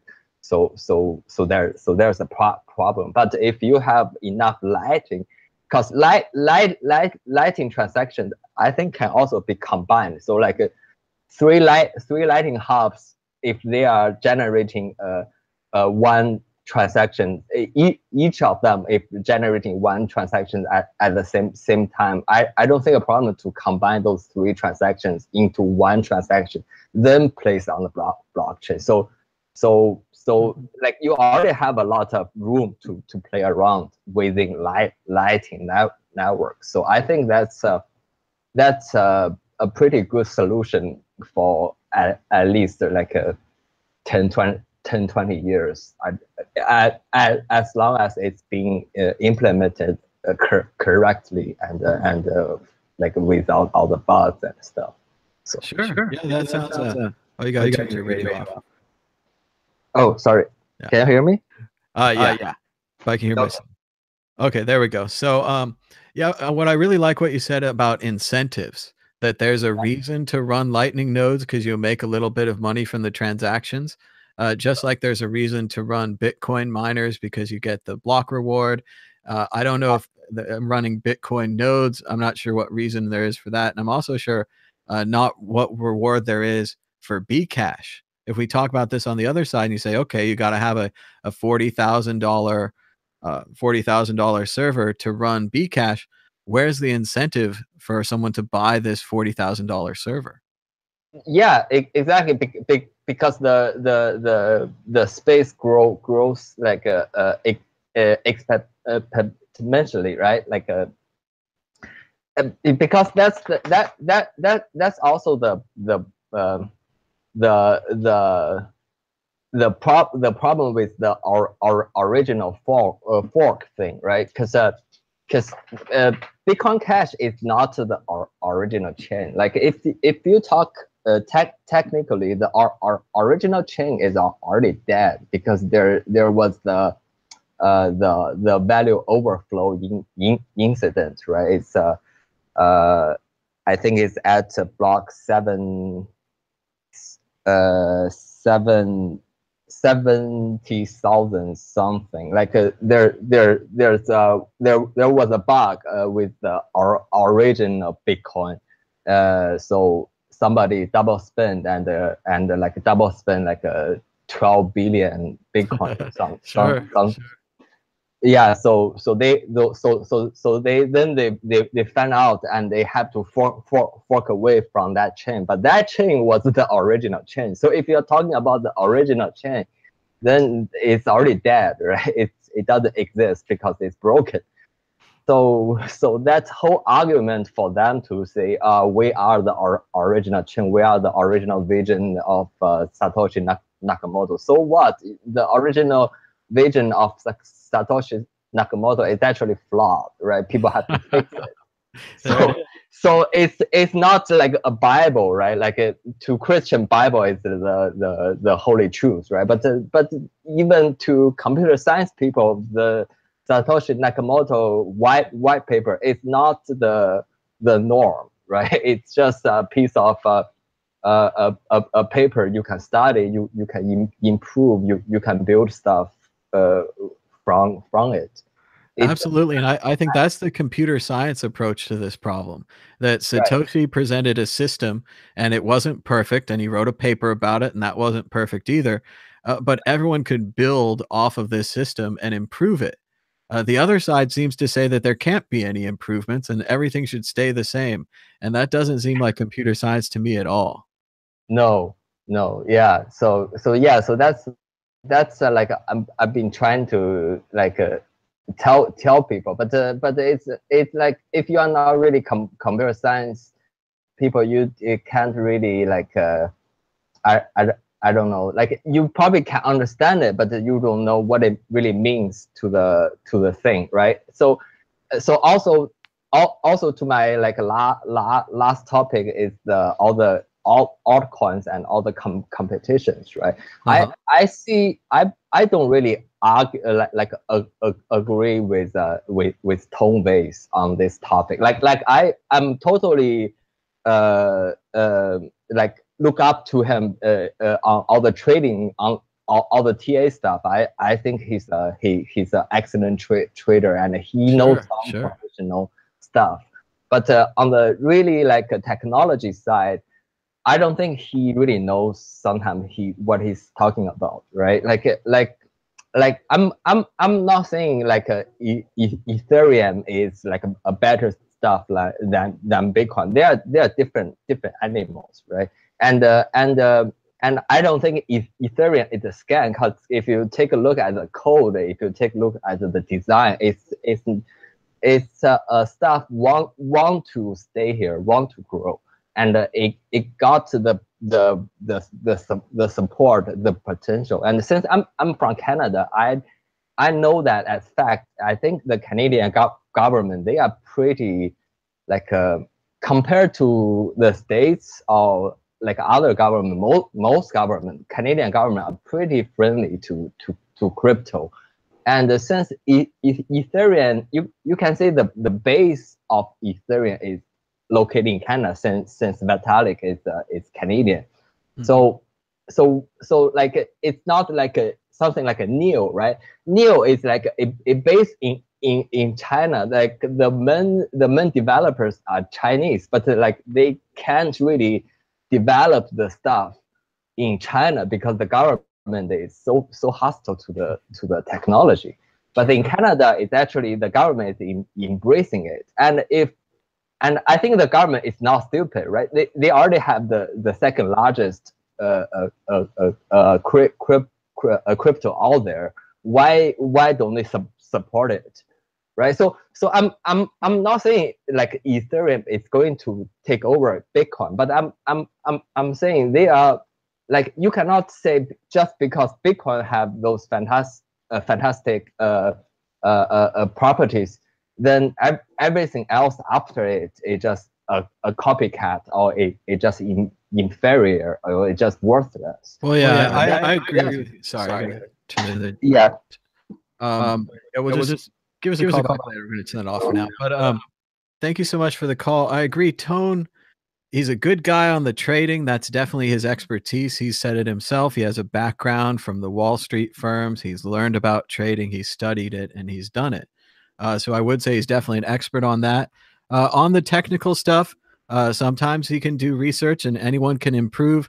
But I would agree with the caller that he's not that technical. But what's happened with these, I'm going to say scams, but with these altcoins or with these whatever, is that for some of us, Bitcoin is just 99% of the market. And Bitcoin is just the big thing, and everything else is 1%. And so it's nice to say the 1% doesn't matter. But what we've seen more and more is that these 1% can have some really interesting projects. And at least in the media, in the general marketplace, not the technology marketplace, these projects can be interesting, and people can use them to make money, or they can use them to do what the project intends to do. And this can have some effect. It can make something more than nothing. So as long as these coins keep making something more than nothing, it's going to be very hard to dismiss them all as scams. Also, when Tone uses scam, he doesn't necessarily mean that the people involved are corrupt, that they mean to steal your money. Sometimes they intend to build software, and they're legit software people, and they have ideas, but they're just relying on these money-raising people to raise their money, and they're just going to do the ICO or whatever and get the money to build the software, and they don't really care how they get the money. So that's one thing there, where the programmers themselves might not be focused on the returns for the users. They're just focused on writing the software, and then the money people just want to get the money. There's a lot of different elements of ego and prestige and software and all these things going on in the altcoins. But that's probably more of a topic for another day. And certainly you can ask Tone directly what he thinks is a scam and what he doesn't, and he'll tell you. I don't want to speak for Tone. But we did have news from the Cash app. Everybody's really excited, but I saw their tweet yesterday and I thought this was coming for a long time. And as you can see from this awesome animation that they made, it is finally here. Square Cash now lets you easily buy and sell Bitcoin from your iPhone. Naturally, the first question that we need to have answered is, can you send your Bitcoin out of Square Cash? I don't want to bum you guys out, but if you look at the Robinhood thing, I'm pretty sure what Robinhood is going to let their users do is buy Bitcoin as if it were a stock like Facebook stock, store the Bitcoin stock in your Robinhood account, and the value goes up or the value goes down. So I don't know that the Robinhood app is going to let you withdraw your Bitcoin, your Ethereum, whatever you're going to use in there. Square Cash, same thing. I just don't know. Once I use the app, obviously I'll look for the withdrawal button, and if it's there, it's there. If it's not, it's not. Otherwise, Square could be just selling this as kind of a bank account where you keep your Bitcoin. They're saying that you can use it to buy. Mainly, we need to see a send and receive button. And then the question is, are you sending and receiving? Oh, so here we are. Wallet enable withdrawals. So everyone needs to click on that button. Tell me what happens. That would allow you to withdraw your Bitcoin, presumably to your paper wallet or your Trezor wallet or whatever. It doesn't seem like the Square app is very focused on payments. You don't see a send and receive button here, so that there's not a QR code and that it's not truly a wallet. It does look like they have this cash card on the left, so it's possible you could store your money in Bitcoin and use it on this Visa card to spend at stores. So that could be interesting, but and if you can withdraw, it's cool, but you can't send person to person. They might have thought that was too complicated, or perhaps competed with Square's other business of running Square. But it's interesting to see. And remember, even if they don't have these features right now, they could add these features later. No doubt they're all in a hurry to get this app out the door. Confusion. First of all, Jack Dorsey's company is called Square. Their app is called Square. It's called Cash App. And that can be confusing now because we have Bitcoin Cash. So no, Cash App doesn't have anything to do with Bitcoin Cash. They're not going to be offering Bitcoin Cash. It's a way to use Bitcoin. So more will develop. We'll have to read more about this, see what the fees are, see if they plan to add sending and receiving, be more like a wallet. Also, I'm interested about how this Visa card works, if you have to pay a fee when you spend the money. But remember, this is the first day for this fully rolled out app. Previously, it was some people that were on the right list would get a beta version of the app that they could try this out on. But now they're saying that it's gone public. It's being announced everywhere. So this is exciting news for Bitcoin to have a Coinbase alternative. It's funny. There used to be an app called Circle that did this same kind of thing. I wonder if Square Cash could have just bought Circle and reused their app. Circle was pretty cool. You could buy Bitcoin through it totally on your phone, and you could withdraw it to your Trezor, and you could even send and receive back in those days. But Circle decided they didn't like Bitcoin and stopped using it, and no one's really heard about them since. It's exciting to see Jack Dorsey on this. I don't know if you guys have read the Twitter book, Hatching Twitter, by Nick Bilton. It's supposed to be a TV show. I'm surprised it isn't by now. It was a dynamite book, just a great read behind the scenes at Twitter. And I don't know if you guys know, but the starting of Twitter was a very complicated enterprise where a group of friends ended up firing each other and cutting out their early partners and then fighting with each other for control of the company, taking it over, going back and forth. And it was all about these different ideas of what Twitter should be. One of them thought that Twitter should be a live news service. There's a fire down the street. There's an attack in our town. I'm filming it live. I'm tweeting it live. I'm on Twitter. And the other group thought that Twitter should be a status update. I'm eating an apple. I'm eating lunch. I'm going to a concert. That kind of thing. And these two different visions of Twitter fought within Twitter. Eventually, I don't know if they realized it, but everyone else kind of realized Twitter is both of these things. And that it's a complex service and a complex software, and you can't just tie it down to one or the other.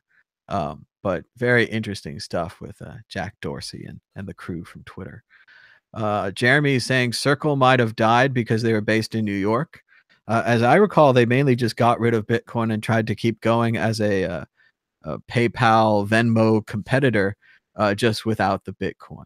I'm not sure how that worked. They are saying from the article, the Cash app allows Bitcoin to be sent to an external wallet once it's purchased.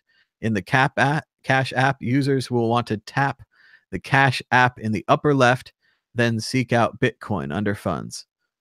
So very cool. You can withdraw, but you can't send and receive. So it's not a wallet, but you could withdraw it out of there. So it would potentially be a Coinbase replacement. What I'd like to see is features like the recurring balance. I think that the ability to buy a recurring buy in Bitcoin, maybe you should go set one now on Coinbase or something like that, $10 a week, $10 a month. Just don't even look at it. I think solutions like this are the way for people who haven't bought Bitcoin early to get in. You could just, buy a little bit each month. Could be $100, could be $10. But I like the recurring part where you don't have to check it. It's like your Netflix account. It just takes the $10 every month. More questions on the Robinhood app. Until we see it, we can't really say more. Right now, just some background on Robinhood. It's a really neat service that allows, I'm not going to say poor people, but people without a lot of money to buy a percentage of a stock. Previously, if you wanted to buy an Apple stock, I don't know what the price is at. Let's say it's at $1,000. You would have to come up with $1,000 to get one Apple stock. So if you had $100 and you wanted to buy a 10th share, you couldn't. So Robinhood basically offered this service to normal people, allowing them to invest in fractional shares of stock, which I think is why they're a perfect fit for Bitcoin, where we also have this fractional argument. People can't figure out that you can buy a fraction of a Bitcoin, but I'll bet Robinhood app is the one to teach them. Right now, we know that they're adding Bitcoin, Ethereum, and 16 other cryptocurrencies, or a total of 16. Likely, I expect them to be IOUs or tokens. So they say that you own the Bitcoin and they put it in your account and it goes up or down.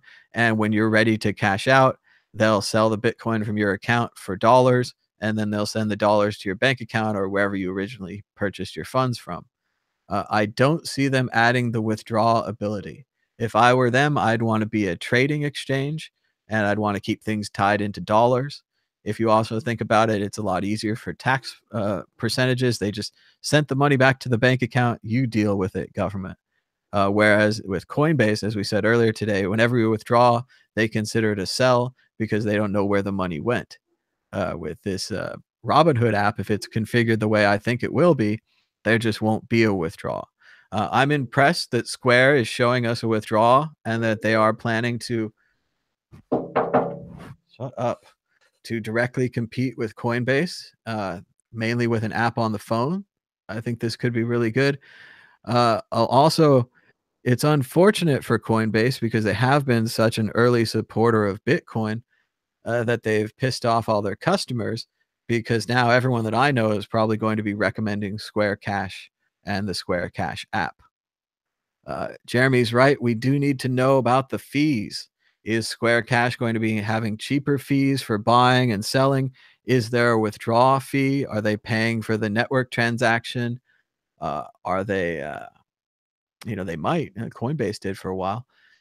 Things like this, we still have to find out. Hopefully tomorrow we'll have more information on this. Maybe I'll go try out the Square Cash app.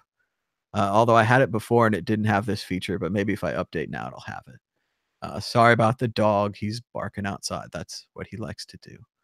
But maybe we have time for one more call. Does anyone want to call to talk about the Square Cash app or the Robinhood app? You can call us now on Skype at World Crypto Network, all one word. Otherwise, I'll probably go through the stories and try to check out here around noon, maybe a little sooner. We were going back through the news, Bitcoin being digital gold, the Facebook ad ban, which again freaks people out because it's all about, mainstream media stories. And this one's really easy to cover. And also this one lumps Bitcoin in with all the ICOs. So it's like, oh, it's just all the same. You just ban them all. This is a mistake. Facebook previously, Zuckerberg had tweeted about his goals for the year. His goal is to improve Facebook, and he was interested in seeing how cryptocurrency could do that. Banning all the cryptocurrency ads is not a good start, but as we know, they have ad problems at Facebook and at YouTube. Why the Bitcoin revolution is emptying store shelves and making gamers mad. Because the GPUs. We want all the GPUs, and it's not even really Bitcoin that they're mining. It's altcoins these days. You haven't been able to mine Bitcoin with a GPU in quite a while. The price.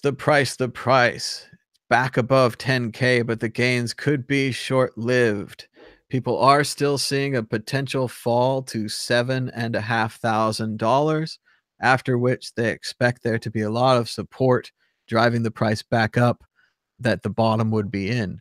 Of course, the other side is still saying that it could break through 7,500 and keep going down. We don't know.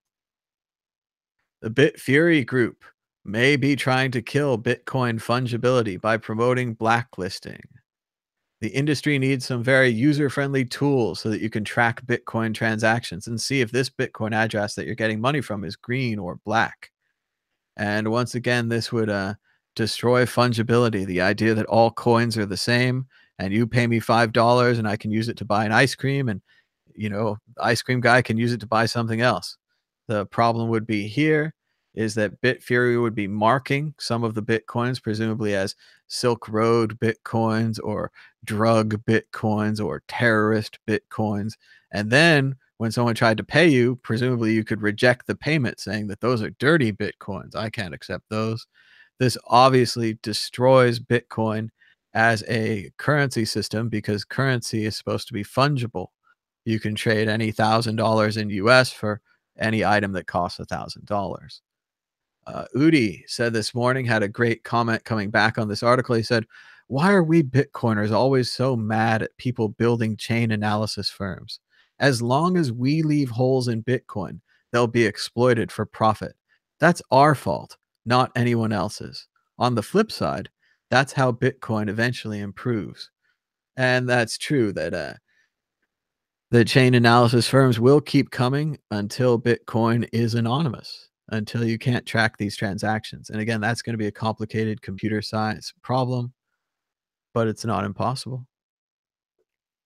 Kelsey had a great comment this morning. He said, maintaining an open source project is like being a flight attendant for an airline, where all the tickets are free, and the majority of customer surveys offer suggestions on how to fly the airplane. Good stuff. Amazon, Berkshire, JP Morgan partnered to create a healthcare group that's not about profit. This is an interesting idea, and it's good to see it. I think it could be really interesting. The dogs are still barking. I guess you guys can't hear it, so you don't care. Xerox cedes control to Fujifilm, ending the innovator's independence. And this is a sad end for Xerox, the creator of the computer, the creator of the mouse, the creator of the graphical user interface, yet they failed to capitalize on any of that because of bad management, or perhaps a failure of the engineers to explain it, but who knows? Can't blame everybody. It's sad end for Xerox becoming part of Fujifilm. On the plus side, Roger's anger is now powering the entire ant pool mining firm. Funny little joke to leave you with there. And as always, you can check out Andy Hoffman, who has an interview with Simon Dixon coming up on the World Crypto Network. Not sure what time it is, 3 p.m. GMT. Not a time zone I'm familiar with, but check it out. Be sure to subscribe on the World Crypto Network right here. We have all kinds of shows like this. If you'd like to send us a donation, you can scan the QR code on your screen right now. We take SegWit, we take Bitcoin, and we take Bitcoin. Hold on just a second. If I knock, maybe they won't bark for a little while, but probably not, because it looks like maybe the mailman's here or some kind of event that they really need to do.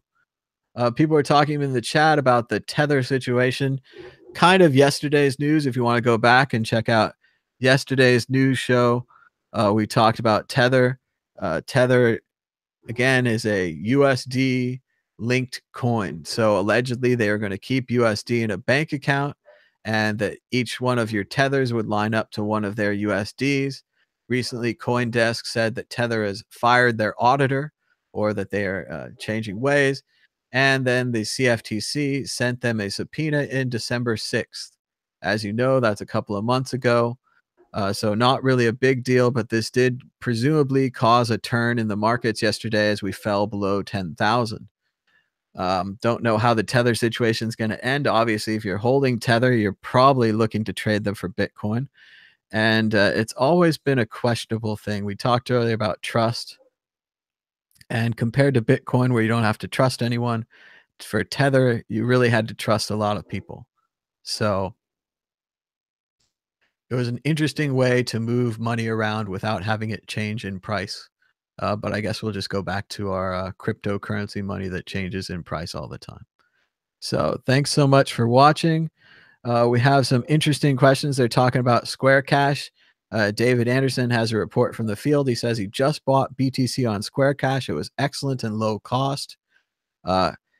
He got it with his Visa.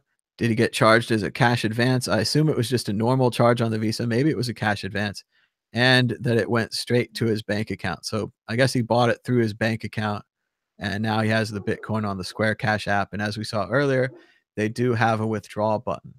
So that is very good. They're not just a holding app. But thanks so much for watching. We'll be back tomorrow with another episode of Today in Bitcoin. And if there's a big topic like this or something, we might do another Bitcoin talk show. Should do another reading, maybe some more Hemingway. He's talking to people.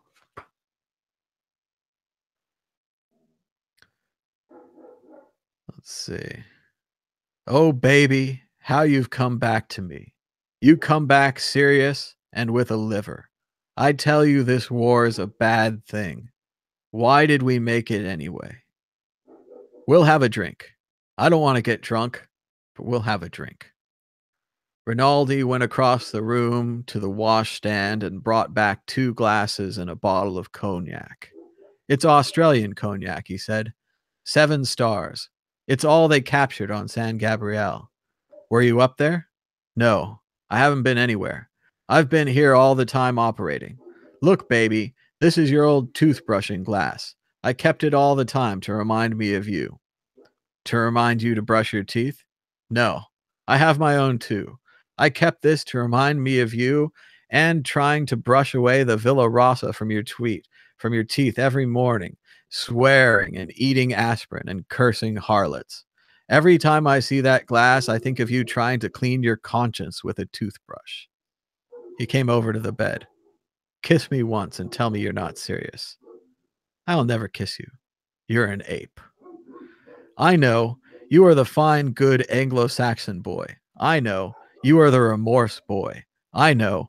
I will wait until I see the Anglo-Saxon brushing away harlotry with a toothbrush.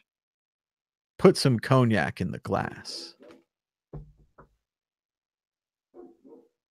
Put some cognac in the glass.